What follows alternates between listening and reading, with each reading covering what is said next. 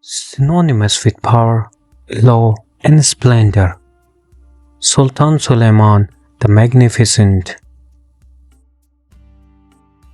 As the 10th and longest reigning Sultan of the Ottoman Empire,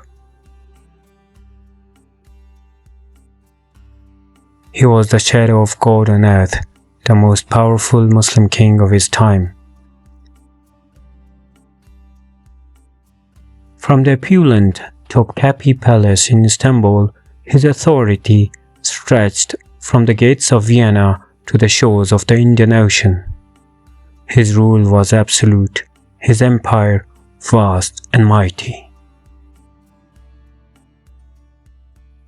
Yet as he sat on his throne, draped in silk and jewels, his gaze was always fixed on the distant horizon of his legacy.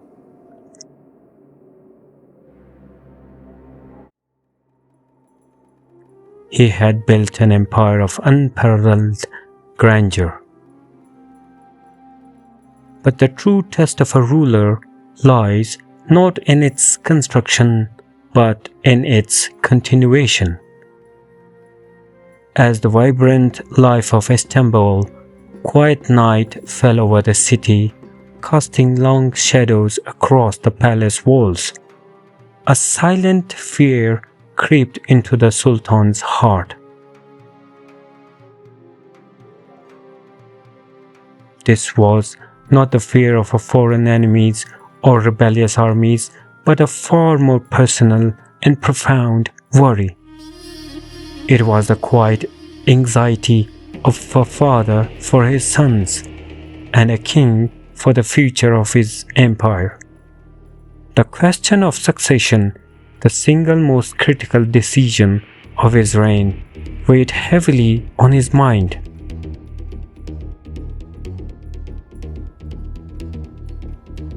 In the stillness of his chambers, visions of his sons flashed before his eyes.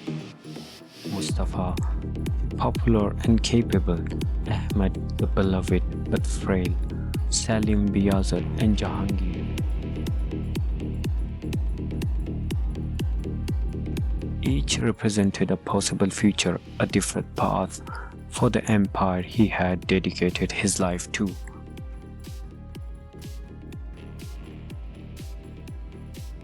Who among them would carry the sacred trust? By the day, the princes with the pride of the Ottoman dynasty, each groomed for greatness from birth.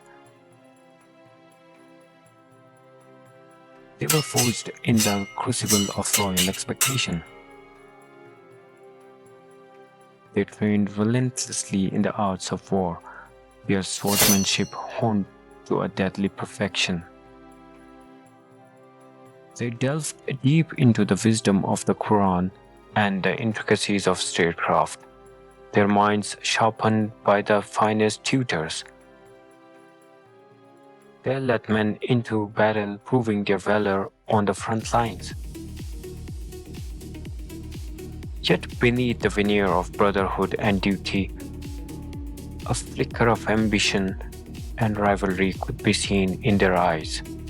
Each desired the ultimate honor of their throne, the singular power to shape the world. Power has a treacherous way of dividing even the closest of blood, turning brothers into rivals and love into suspicion. The court buzzed with whispers, and alliances were quietly forged in the shadow of the harem and divan.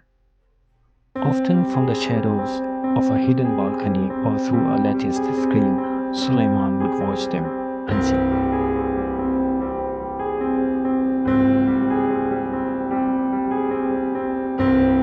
His keen eyes, which had assessed generals and ambassadors, now sought to understand the hearts of his own sons. He saw the compassionate heart of a poet and a just governor in one, a soul who connected with the common man. He saw fierce pride and ambition of a warrior in another. He saw the impatience and quick temper in a third, a trait that can be both a strength and a fatal flaw. His own heart was torn, a battlefield of conflicting emotions. The unconditional love of a father clashed with the stern, pragmatic duty of a king.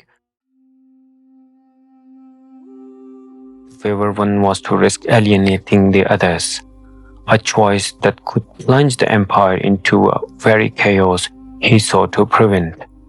Seeking clarity and peace from the turmoil in his soul, Suleiman would often retreat to hallowed halls of the mosque. In the quiet sanctity of Suleimani, his own grand architectural legacy, under the soft ethereal glow of dawn filtering through the stained glass window, he sought solace in prayers. With his forehead pressed to the cool stone, he turned to Allah, the Almighty, the All-Wise. He pleaded not for victory in a battle or for more wealth, but for the divine wisdom to choose correctly. He asks for guidance to see beyond a father's affection and a king's ambition to choose not just a successor to his throne, but a true guardian of his people, a shepherd for his flock. For Suleiman knew, better than anyone, that kingship was not a right, but a sacred trust from God.